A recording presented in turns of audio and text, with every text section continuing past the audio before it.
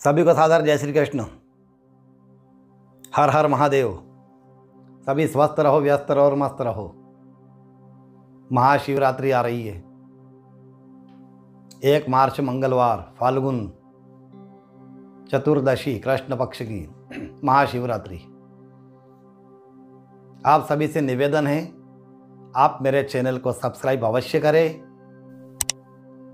Bell icon का push करें, button push करें, शेयर करें। इस बार महाशिवरात्रि महापर्व, महानिशा पूजा, पंचग्रही योग में महाशिवरात्रि का पर्व का महत्व, शुभ मुहूर्त महत्व और पूजन विधि के बारे में बताएंगे। पंचग्रही योग ने बढ़ाया महाशिवरात्रि का महत्व। देखिए आगे हम आपको सब जानकारी देते हैं। शुभ मुहूर्त, शुभ महत्व और पूजन विधि।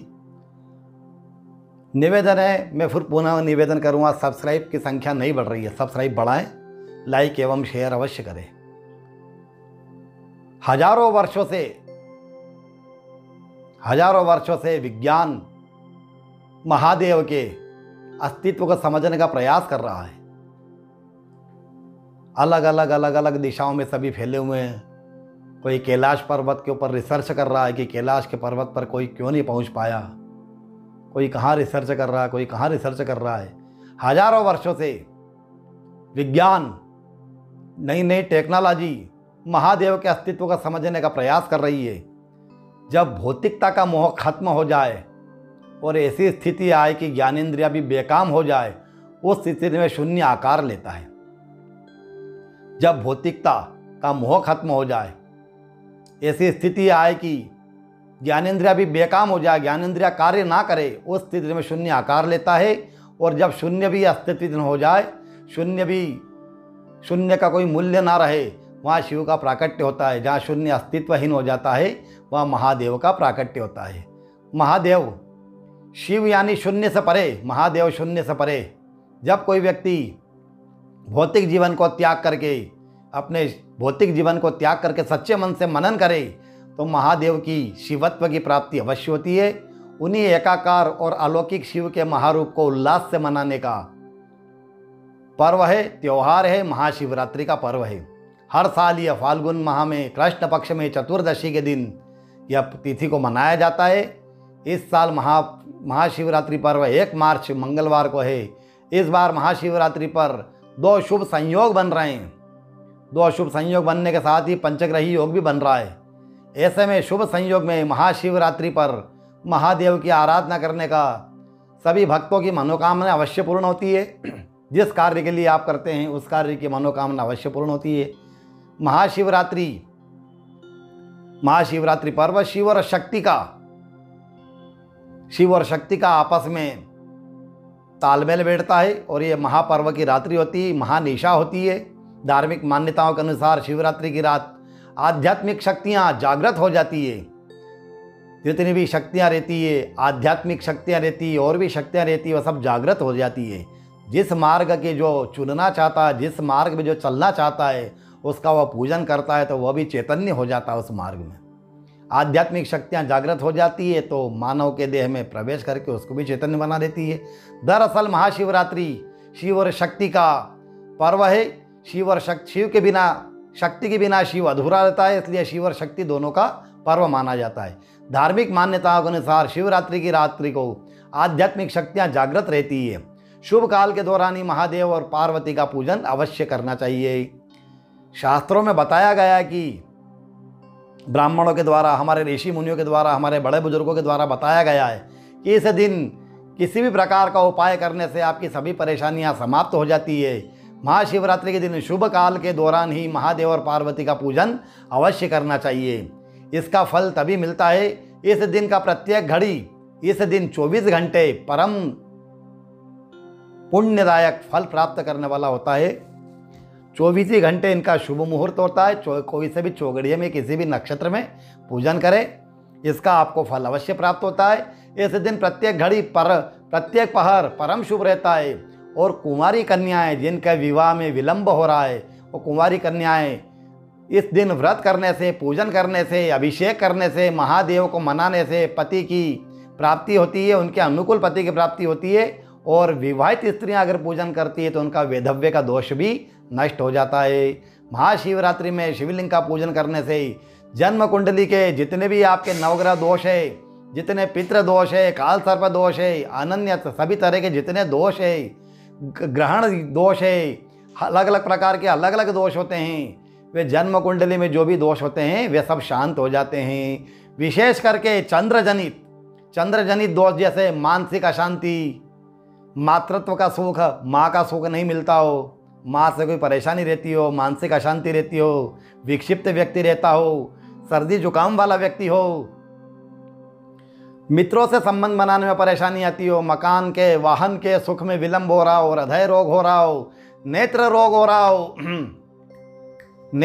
हो रहा हो, चर्म कुष्ठ रोग हो रहा हो, नजला हो, जुकाम हो, श्वास हो, रोग कफ हो, निमोनिया हो, किसी भी प्रकार का कोई भी रोग हो, सभी रोगों में मुक्ति मिल जाती है और समाज में मान प्रतिष्ठा बढ़ जाती है, समाज में उसकी वैल्यू बढ़ जाती है।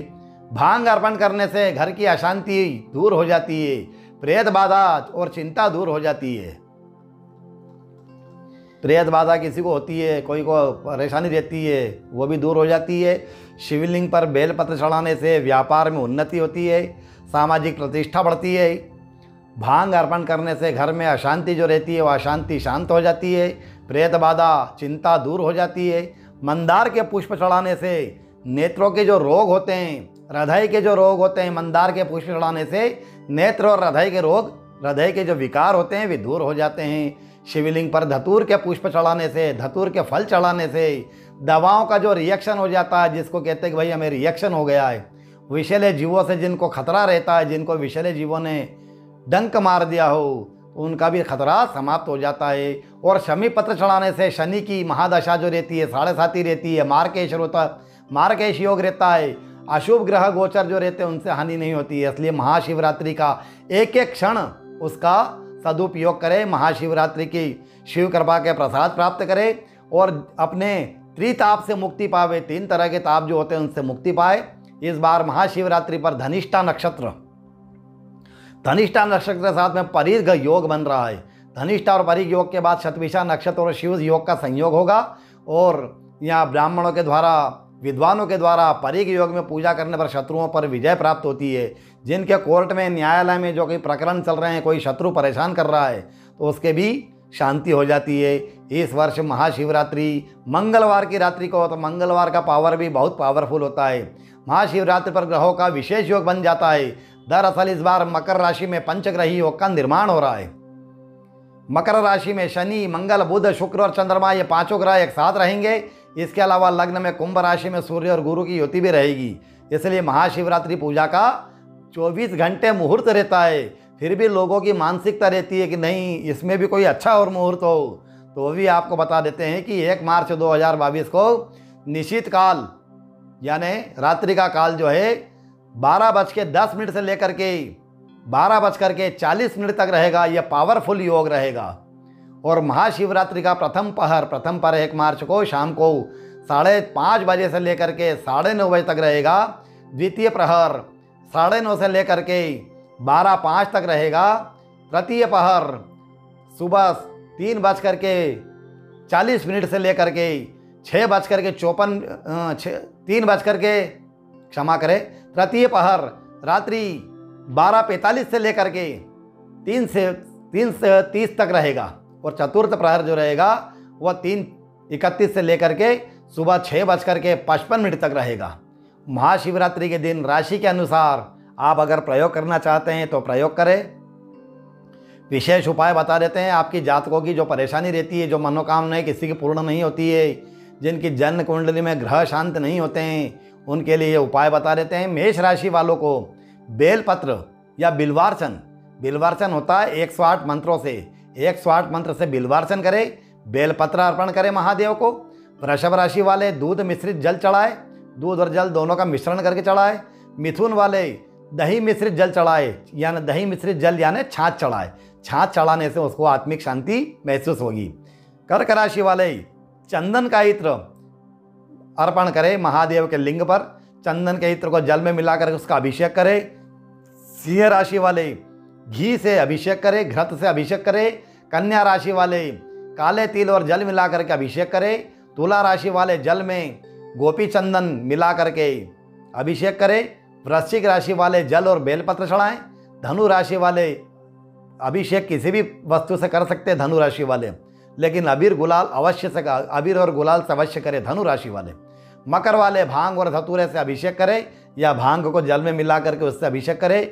कुंभ वाले पुष्प चढ़ाए और मीन राशि जो रहती है वह गन्ने के रस से अभिषेक करे। और जितनी भी 12 राशियाँ हैं, इन 12 राशियों को तिल से अवश्य अभिषेक करना चाहिए। गन्ने का रस भी ले सकते हैं, फलों का जूस भी ले सकते हैं, धान्य भी ले सकते हैं। सभी तरह के आसव अवले हैं, जितने भी प्रकार के औषधियाँ, इनसे भी आप अभिषेक कर सकते हैं। और पुनः मैं आपसे निवेदन करूंगा, मेरे चैनल को सब्सक्राइब करें। आपको किसी भी प्रकार की कोई समस्या हो, किसी भी प्रकार की कोई ग्रहों की समस्या हो, किसी को वास्तु पूजन कराना हो, किसी कन्या के विवाह में विलंब हो, किसी को अपनी जन्म कुंडली ना हो, तो उनके नाम एवं फोटो से भी समस्याओं का समाधान करते हैं। कैसी भी समस्या हो, समस्याओं का सटीक समाधान होता है। अतः आप लोग कमेंट्स भी कर सकते हैं। और फिर पुनः निवेदन करूंगा, मेरे चैनल को सब्सक्राइब करें, लाइक करें, शेयर करें, कमेंट्स करें। और हर समस्याओं का समाधान हेतु आप फ़ोन अवश्य करें या कमेंट्स में हमें लिख दें, तब हम आपसे संपर्क कर लेंगे। सभी को सादर जय श्री कृष्ण। हर हर महादेव। जय श्री कृष्ण।